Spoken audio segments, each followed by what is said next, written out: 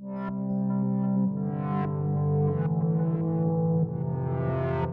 morning, maupay nga aga. Ani na kita liwat ha aton tinatawag nga prayer and fasting and our daily devotional. This morning, our focus for our prayer and study of the Word ay nasa tema na redeeming every family and marriages. Magandang topic ito, magandang pag-aralan natin ito ngayong umaga. Dahil ito po ang pinaka problema sa ating bayan.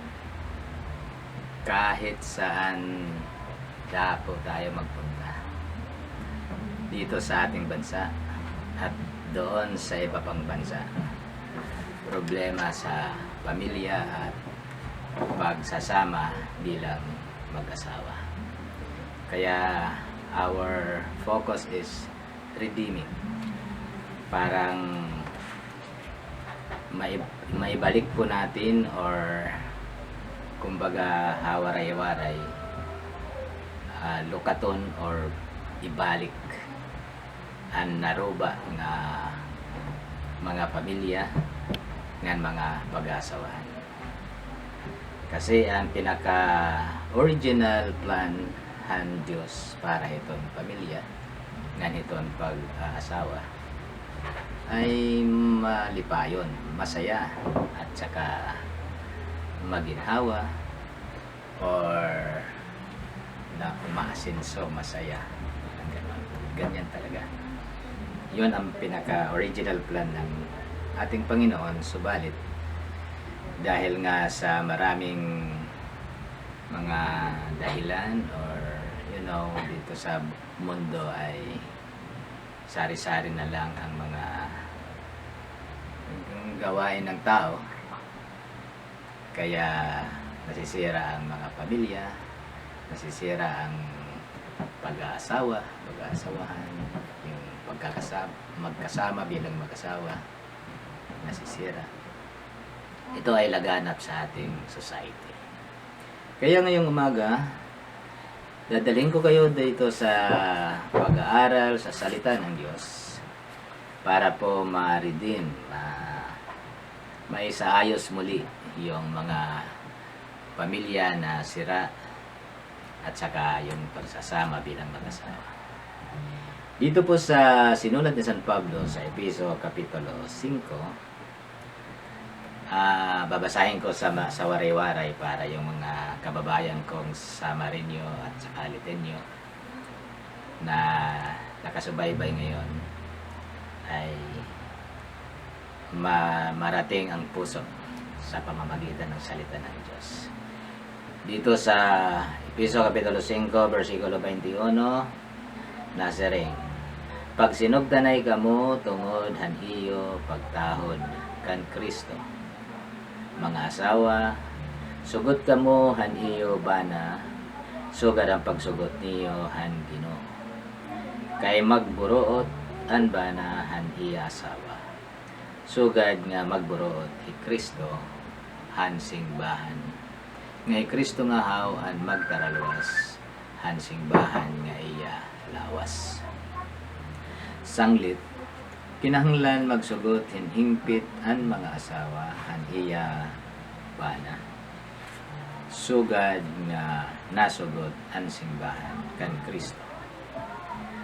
Mga bana, husband, higugmaa an iyo asawa, sugad han paghigugma ni Kristo han iya simbahan, nga itinubyan niya an iya kinabuhi para han simbahan.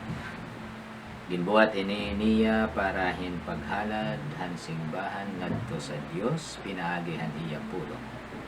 Katapos paglinisin niya, pinaagi hin paghugas niya hin tubig.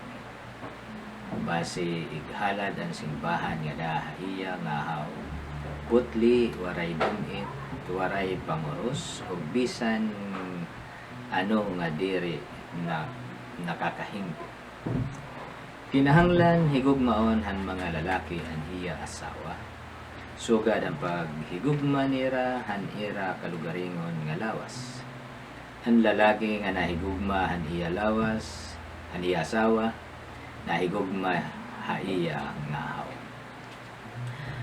Verse 29, waray tawo nga nagdudumot han iya kalugaringon nga lawas. Lugod gin papakaon ngan gin mamangnoan niya. Sugad han gin bubuhat ni Kristo han iya simbahan.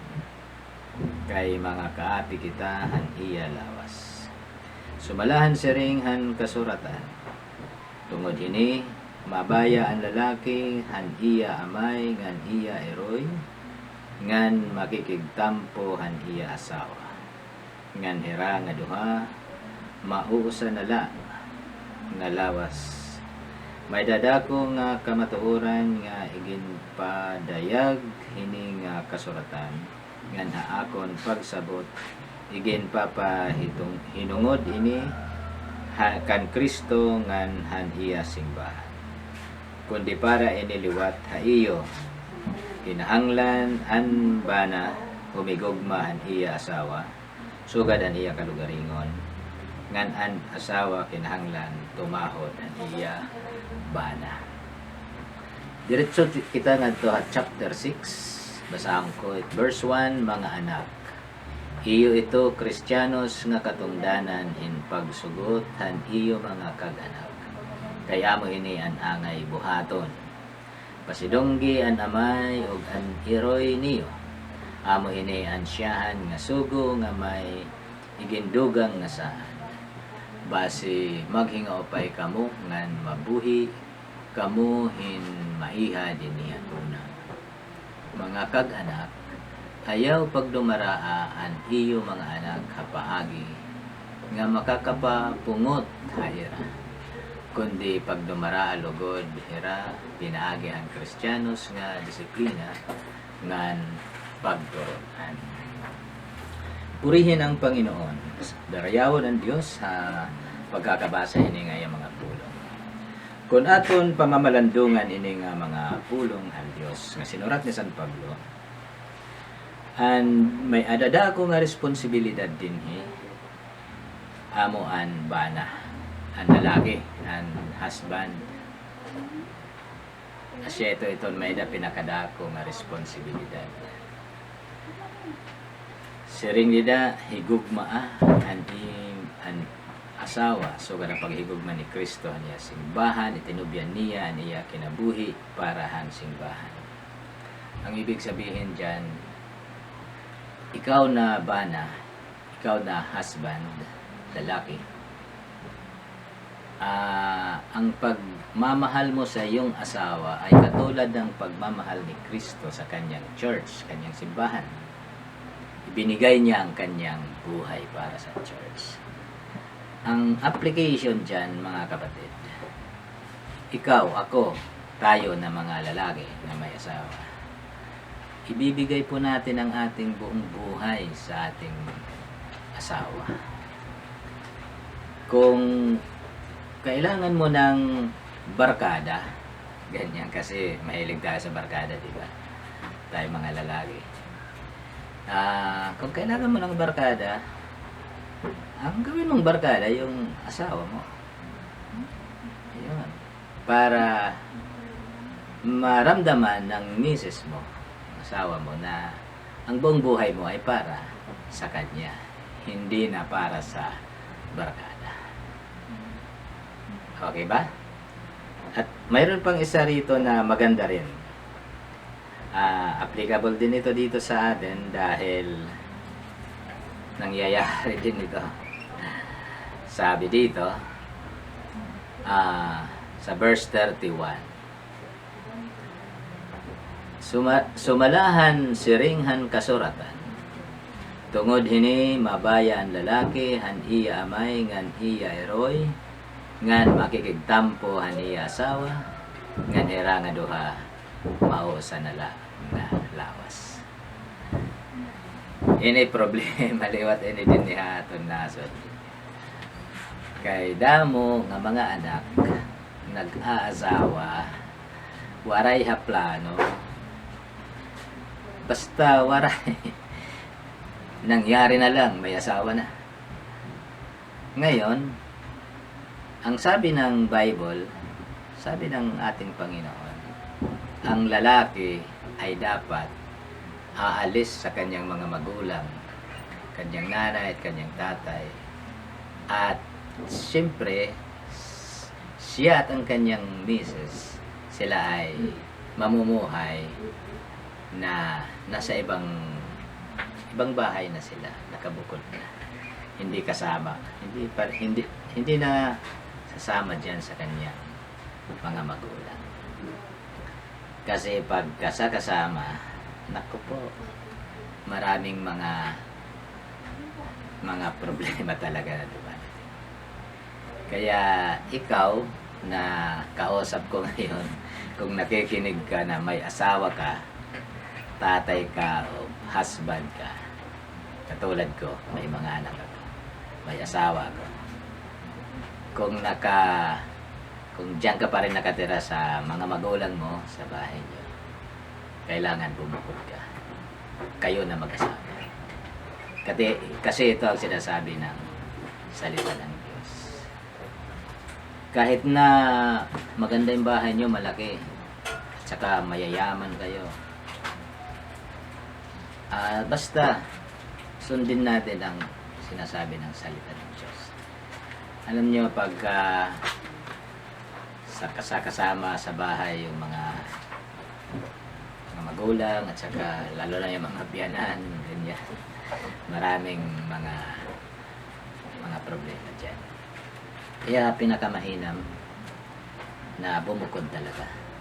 Kahit na mag-upa lang ng bahay, kaya gumawa ng maliit na bahay. Dahil pag kayo lang dalawa na mag-asawa, husband and wife, tsaka kung mayroon na kayong mga anak, makakapagplano kayo ng maganda. Makakapag-budget ka mo ng tama. Diba? At saka, pwede kayo kumain, pwede hindi. Huwag naman hindi. Lalo na kung mayroon mga anak. Kailangan mayroon may pagkain. Kaya ito nga ang pangalawang pag-uusapan natin na responsibility ng isang husband para sa kanyang pamilya ay isang importante na responsibility ng husband as head of his family. Kasi ito ang sinabi ng binasa ko kanina.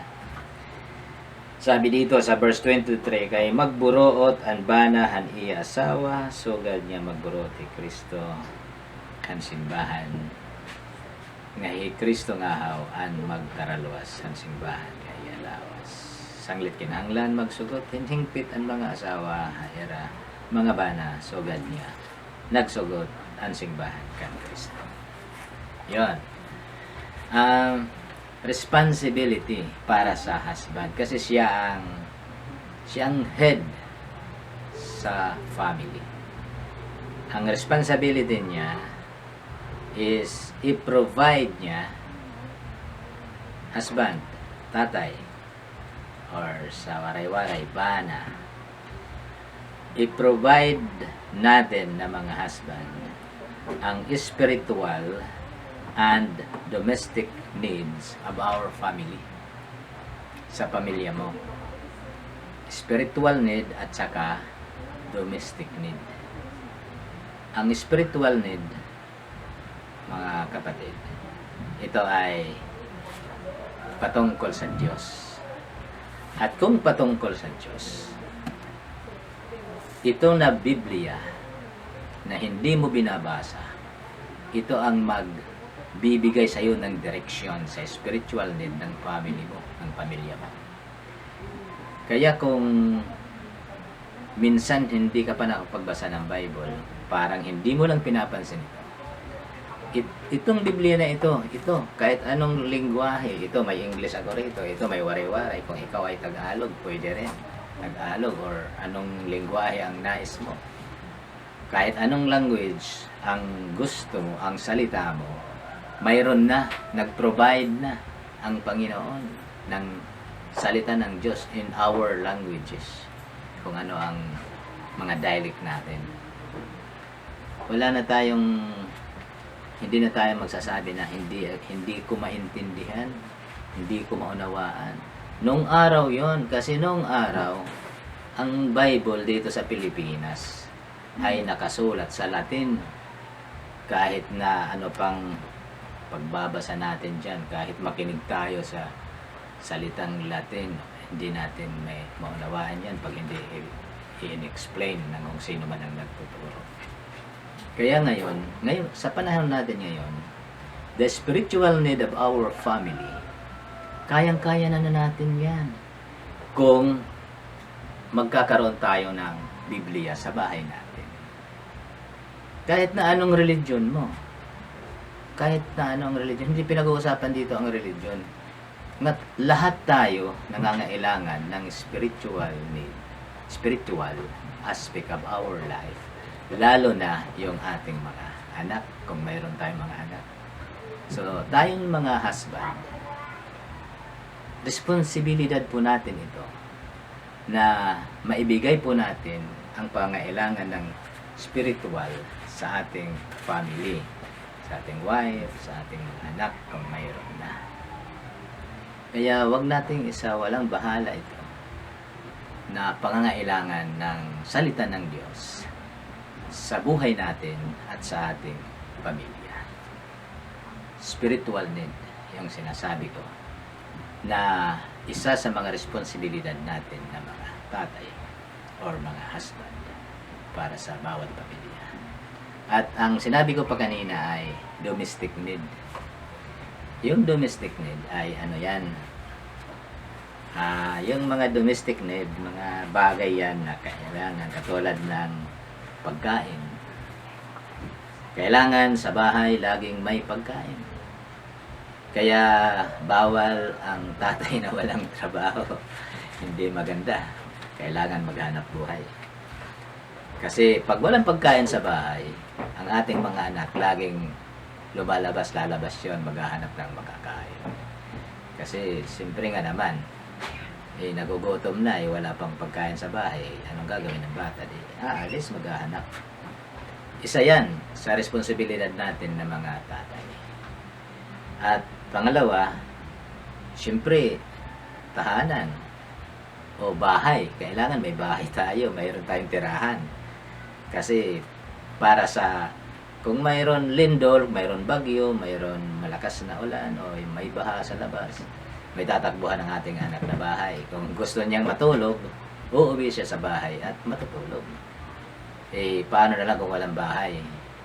Responsibilidad natin yan na mayroon tayong matitirahan na bahay para sa ating pamilya. Education para sa ating mga anak.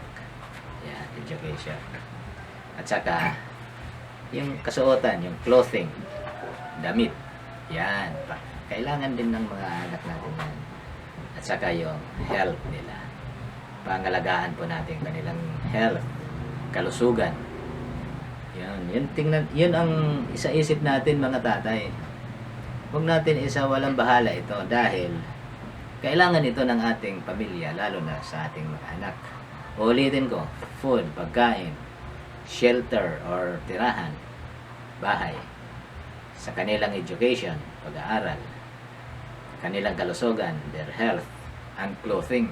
Ito ang mga domestic need ng ating family. Pag wala ito sa loob ng ating bahay, yan, magkakalat ang mga anak natin. Kaya ito, problema ang dumarating. Kaya para masalba po natin, ma-redeem yung ating family na medyo shaky, at saka yung marriage, yung mga marriages dyan na medyo maraming mga problema, bumalik po tayo sa ating sinumpang pangako, sa ating pag-aasawa, at syempre sa mga tungkulin at mga responsibilidad sa family. Hanggang dito na lang po ang ating pag-aaral sa salita ng Diyos at tayo po ay dadako na sa panalangin. Panginoon, marami pong salamat sa mga salita mo. I pray, Lord, na ang mga salita mo ay tumimo sa aming puso at ito ay magbigay sa amin ng buhay na sumusunod sa kalooban mo. Panginoon, ako'y nananalangin ngayon sa mga mag-asawa na dumadanas ng isang problema sa buhay, sa pagsasama. I pray, Lord, na ikaw ang mamagitan at bigyan mo sila ng pag-unawa bilang mag-asawa. Kung mayroon man mga pamilya na nangailangan ng mga kailangan na importante sa bahay, sa buhay, I pray, Lord, na ikaw ang maging katugunan, magbigay ng mga pamamaraan upang maabot yung mga pangailangan. Kung mayroon mga anak, Lord, na medyo sumusuway sa mga magulang, hindi sumusunod ng husto, I pray na ikaw ang siyang magbigay sa kanila ng kapayapaan. Lord, sa lahat ng mga pamilya sa buong Pilipinas at even sa labas ng aming bansa, I pray, Lord, gawin mong matatag at masigla ang mga pamilya. Ang mga nagsasama bilang mag-asawa, sila ay magmahalan, mag-unawaan, magkaisa, at maging matagumpay. Salamat po, Panginoon. Ito pong aming dalangin sa pangalan ni Jesus. Amen. Amen. Purihin ang Panginoon. Marami pong salamat sa inyong pagsubaybay at pagsama sa atin sa loob ng ilang minuto. At hanggang bukas sa ganitong oras, kami po ay babalik para sa inyo. Thank you very much. God bless. Bye.